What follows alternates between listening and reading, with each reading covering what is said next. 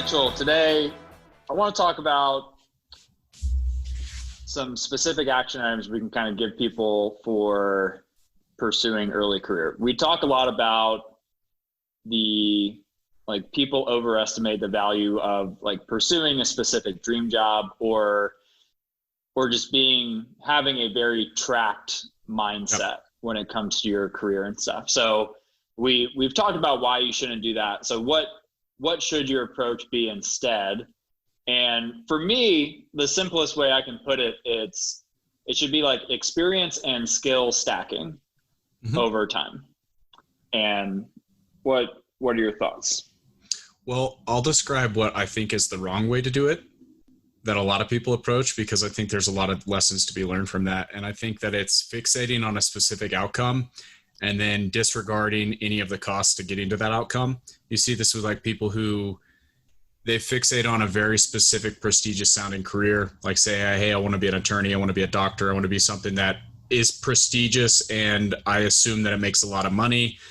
And I'm going to throw caution to the wind. I'm going to go to school for 4 to 10 years, rack up tons of debt, and now I have to have that outcome. No other outcome is sufficient except that high financial outcome, because I literally have to start paying down bills. And now it's like you have now pigeoned yourself from any interesting opportunities that might come up. And so you don't even have the option to go a different route or pivot or jump on something that may be a more fulfilling, more exciting, better use of your skills or interests or anything like that. So that's the worst way, I think, because by fixating too much on one specific path, you eliminate every possible future for yourself. So that's where I'd say, don't do that unless you are 100% confident or you don't have to face the financial burden or whatever, but at least be warned. The troubling part of that, because it happens to most people. Yeah. I would that's kind of the default. To some degree. Yeah. It happens to most people. Yeah. And the troubling part is it starts in school at a younger age. Yeah. So you're kind of trained to think that way. All right, hey, I'm in, even as early as elementary, middle school, it's all right, I get these certain grades. That means I can get into the, higher tier math class for next year. Yeah. And then it's hey, I realized I got, I was a stereotypical academic high achiever. That means I should be looking at those typical prestigious career paths, medical, law, etc. Yeah. And it just kind of feeds onto itself. Well, and so, I mean, most people kind of are raised with that as the default. How can you break out of that before you're too far down that path and now you have those golden handcuffs? Yeah. So what you said early on is skill stacking is a great way. And I think that these other routes that we just described, fixating on a specific outcome, the problem isn't so much with the specific path you've chosen. It's the path to get there and what that path encourages you to do. And that path traditionally drives you to racking up a lot of fiat experiences versus actual valuable skills. You go and get, whatever fancy club in college, you get all these academic ribbons that you can hang on the wall, but you're not actually building, in most cases, you're not building market valuable skills or experiences. You're not building things that you can go translate into money by working. Yeah. You're not building an early career, a valuable early career for yourself. You're building a resume, essentially. Yeah, exactly. And it's not, so yes, what I mentioned earlier is you have to have a financial outcome if you're racking up a ton of debt for that. But also you have to have that specific career path outcome because you haven't accumulated any skills of substance outside of that one very narrow slice of the pie. And that's dangerous. That's dangerous, especially as you think about what the hell is going to happen in the future if this profession has any type of change from automation or to the way the world's changing or whatever. Now I'm basically out to dry. So knowing that that's kind of, that's a dangerous path, I think you can reverse engineer it and say, what is a what is a less dangerous path? What is something that preserves my optionality? What is something that exposes me to more experiences, not just like building a broader set of skills, but exposes me to more varieties of businesses, gives me more context, allows me to just have a better understanding of like what's out there in the world. Because as you build more skills, if you have more context as well, it's much easier to navigate. Yeah. And one thing, like, it's not necessarily because you're on that more like well-defined career track that anybody that's a high performer in any of those types of fields or like has talent, 9 times out of 10, you can translate that to other opportunities. Like you think of a good lawyer, like those are very valuable. Those are skills that you can translate into plenty of other careers and opportunities and stuff. The challenge is not the actual value of your skills or experiences. It's the mindset of, I only know how to approach my career from a like well-defined path or track approach. Yeah. And I think that's where people get trapped into those types of things. Well, I think there's a temptation though to go down those paths because it's a lot of like outside of those very defined career paths that sound prestigious or whatever, it can feel a little bit scary to say, hey, if I accumulate all these different experiences and different skills that I'm not sure how they tie together or whatever, like I don't know how this is going to turn into a career. There's not a very clear paved path ahead of me to go down. I appreciate that can induce a little bit of anxiety about how things are going to work out, but like you have your optionality preserved and you can go down paths as you discover new opportunities versus like having to forego those because you've mortgaged your future. Yeah. So most like the defined track, the analogy there would be climbing, climbing a ladder. And it's like you have one rung and you have the next one and you have the next one. There's one path you can go. Whereas like, all right, well, we're kind of saying it's closer to, hey, there's a pond and there's stepping stones all over the place. And at any given point, especially the earlier you are in the process, there's more options of like, all right, where are you going to take that next step? Yeah. And it's more like, it's more interesting to do that just from a personal standpoint. And I think it just lends itself, like, again, your career is a discovery process and you might as well, like, don't try to make it into like, okay, I just got to pick the path that's right for me. Like that's putting a lot of pressure on yourself as opposed to, okay, I have these general interests and I have these general aptitudes. I want to have a good idea of where they could fit in. And, the earlier I'm in my career, the less selective you have to be because there's going to be multiple different options for you. And then as you gain more self-knowledge and self-awareness, figure out what you do and don't like, now you can start to create your own path. Yeah. So find a little bit more. The big point number one is probably don't commit. Don't commit to anything that's going to require like 10 years of your life or whatever. Like don't commit to a specific outcome. Commit to like doing whatever it takes to build your skills, getting the most experience or whatever. Like commit to your own personal growth and discovery process, but don't commit to the specific defined outcome that looks a very specific way. Like you may want to be a doctor, but maybe there's maybe what you really want is to like work with people, or maybe it's help people, or maybe it's more of like the scientific or like analytical side of that type of work. Yeah. Or maybe you just want to be rich. Like there are probably easier ways than going to medical school, but like a lot more. Yeah. A lot more so it's like, I think that the beginning part is like, don't get too caught up on planning out your whole life. It's figure out the things that are most important to you right now and like what's most interesting to you. So, and start making gains towards those versus like specific outcomes. So for me, like I think back to my earlier careers, like I just wanted to do cool stuff.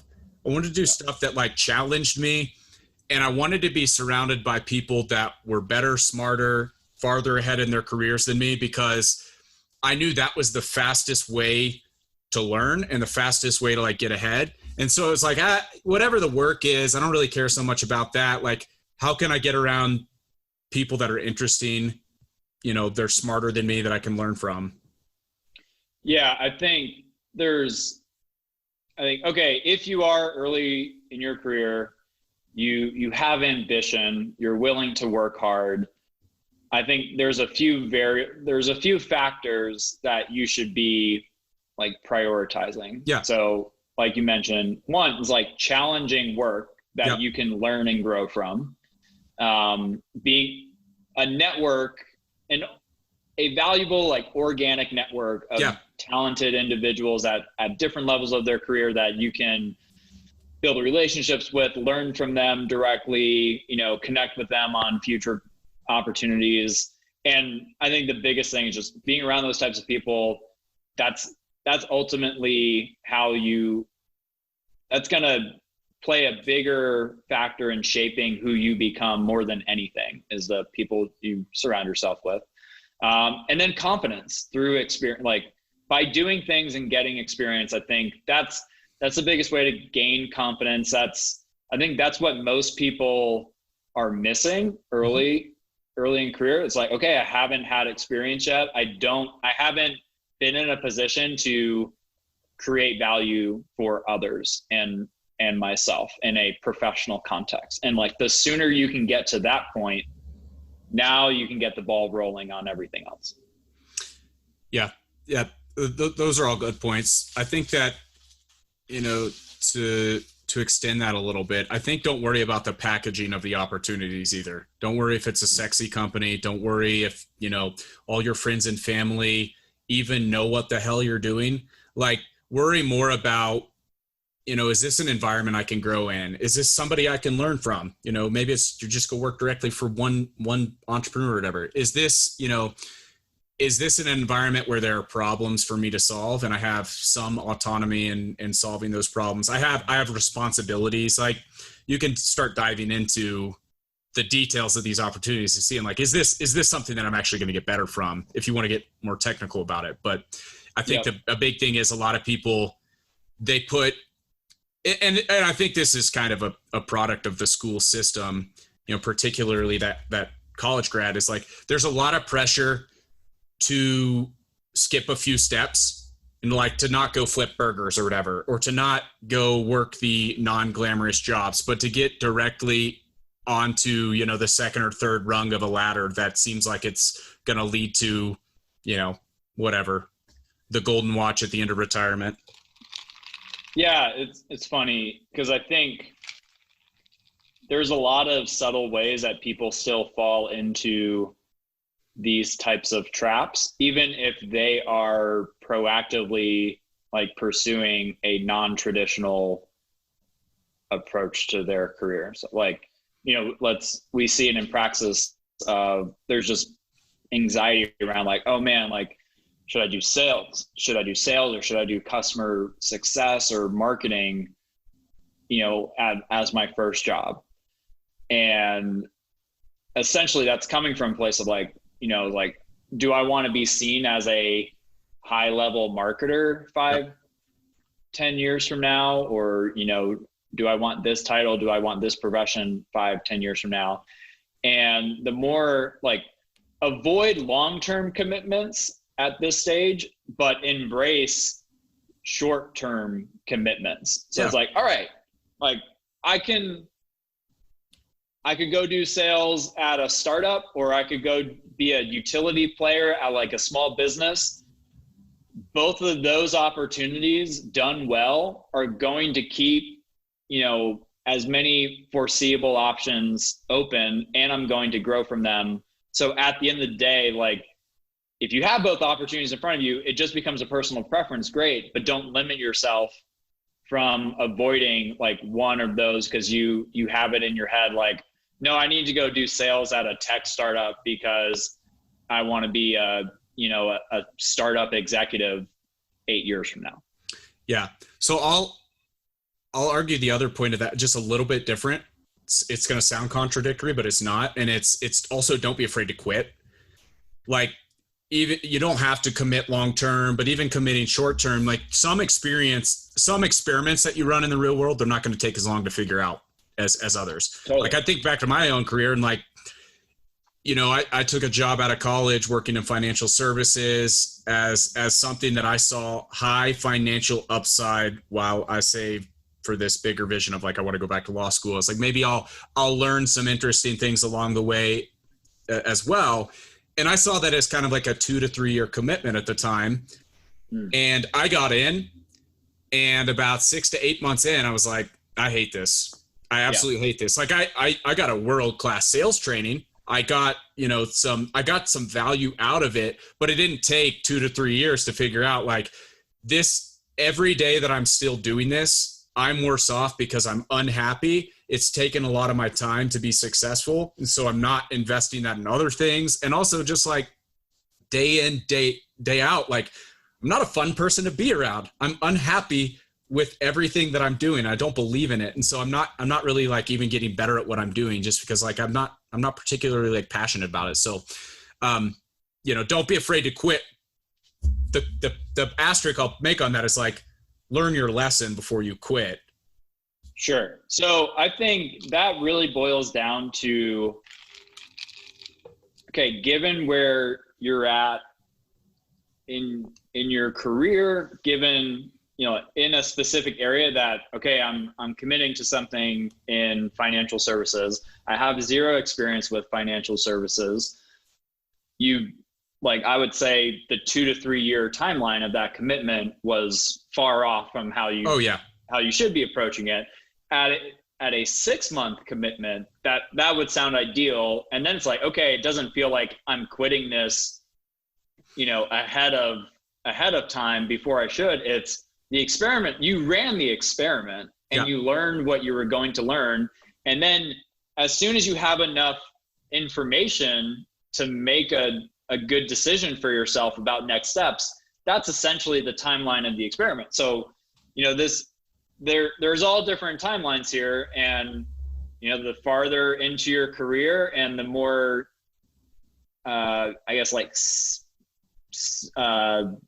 substantial of an opportunity, like you're going to be working on longer timelines and stuff. Like if you keep running 3 month to 1 year experiments over like a 10-year time period, that's probably a red flag as well.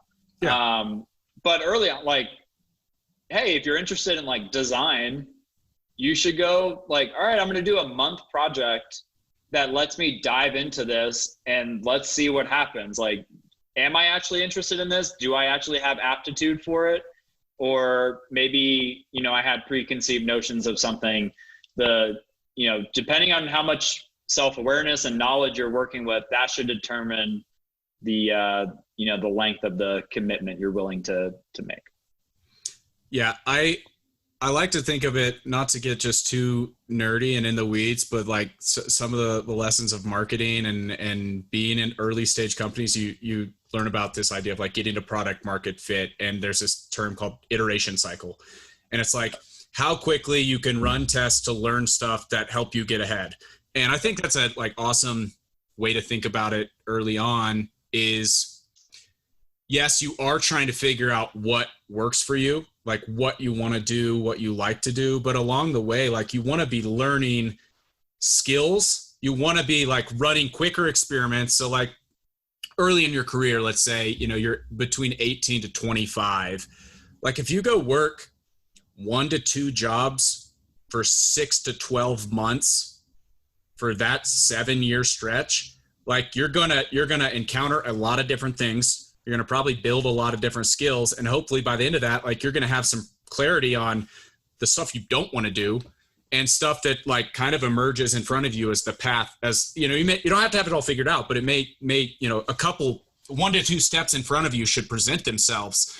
And I think, one of the things I look back on my career was like, I just like honestly was chasing after what was most interesting and sounded the most fun.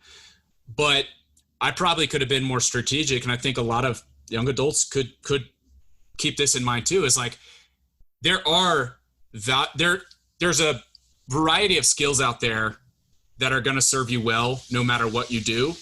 And so even if you don't know what you want to do, maybe start with that as your guiding light and say, okay, what opportunities are going to put me in the way of developing skills that I know are going to be valuable regardless of what I do. I didn't do that. I accidentally worked a lot in sales and marketing. It happened to turn out great, but like those are some super skills. Right. So it's essentially in your first, let's just say your first like 5 to 8 years in your career, you should like, okay, I'm building a foundation for myself to keep, going from there. And what, in your opinion, what are some of those skills? For me, I mean, I like to think of the less definable ones. Like, okay, going and working at a smaller growing startup for a couple of years, like I think it becomes unavoidable that you will build foundational skills through that. How I would describe, like, one is just more defined would be like sales and professional writing. Which essentially like really your communication skills. But if you can write well in a professional setting, then you're going to use that no matter what. Sales, same thing. Like you use sales on a daily basis. It doesn't matter if you're in a direct sales role or not. I think the other ones though are just more like baked into those types of experiences. Like you're comfortable in a more intensive, fast-paced environment that's changing and you have to adapt. Like it's just, you can't be ready for that unless you just throw yourself into the fire. And having to figure out like how to learn quickly, how to figure out how to work with different types of personalities, different types of people. And then, from I guess just like business acumen, I think that's tougher. Like you have to want to learn that, because if you can be working in a startup, you can be working in any company and be kind of completely ignorant of like how the actual business works, and to be thinking at like an owner's level. That's something you have to like desire yourself and be like, okay, as long as you have that interest, then you naturally, your curiosity kind of naturally takes you through the different paces and stuff. I think those are really the ones that are on my list. Yeah, I think that you described one of the skills, the super skills, I would say. Like you described it several different ways. And I would just blanket it by saying interpersonal skills in general. The ability to interact with other people, the ability to speak in front of other people, the ability to read a room, like all of those different dimensions of like interacting with other human beings and just like getting along and like being able to drive people to action, like all of that. That's important. You're going to need that. That's going to set you up for success. Within the realm of sales and professional writing that you mentioned, one specific version of that is copywriting. And I think that today, if you have no idea what you want to do, go study copywriting, because you will always have a job. Whatever other skills you build, you will always, like the ability to sell anything, even if that's selling your own professional services, like the ability to craft a strong narrative for yourself that makes you appealing as somebody other people want to work with or hire. That's where I would start. What do you think? What's the best way to learn basics of copywriting? I honestly, the best way is, like, what's the lowest barrier to entry for? Go find the 100 best ads of all time, or just like start Google searching like the best advertisements of all time. Scroll through them and then manually write them out by hand. And then just ask yourself, like take yourself through like a little exercise. Why does this work? Who was this, like who were they trying to sell something to? Or like those are the exercises, because you want to understand why language does stuff, like why people take action. There are tons of books, Robert Cialdini's Persuasion, or I can't remember what the name of the book is. Dan Kennedy's The Ultimate Sales Letter. I think it's like, it's necessary for that to be paired with skin in the game of like, okay, you're actually creating copy for something that you're trying to sell. And that could be as simple as like a personal newsletter, but I think you're only going to get so far by only like studying. But I think if it's like, okay, I have a side project, I'm trying to get off the ground and sell to people or get people to subscribe to this thing, the best way to up your skill level in copywriting is to do exactly what you said. Well, you just triggered my third kind of point. So those are the skills that jump up, but when I think about the way to think about it is earlier in your career. I wish I would have thought about this earlier. I didn't, but I'm older and I've had more time to reflect. But like, think about yourself as a business early on. You are a business. Think about your personal finances as your business's financial picture. Think about your skills and the things that you can do as the products or services that your business provides, and start viewing yourself that way. When you look at a job opportunity, it's, do I have the time, the bandwidth, the capabilities to deliver what this business needs as a service provider? Like, start looking at it that way, because then, you think about interpersonal skills, you think about salesmanship, copywriting, like you have to figure out how to convince someone that what you've got is what they need. And like, you started to tease about this, like building a side project. You can do it as small as that, like starting your own newsletter, or I don't know, every millennial kid wants to start a drop shipping company online today too. But like, try and sell something first. That's going to help you, and if you can't think of anything to sell, go try and sell yourself on the job market. Yeah. I mean, I think whether you're focusing on more of an employment route to begin with, or a more entrepreneurial route to begin with, either way, just looking at yourself as a business, that kind of, I think that is a great starting point, because it kind of gives you that natural skin. Like we all have skin in the game when it comes to like building our lives and stuff.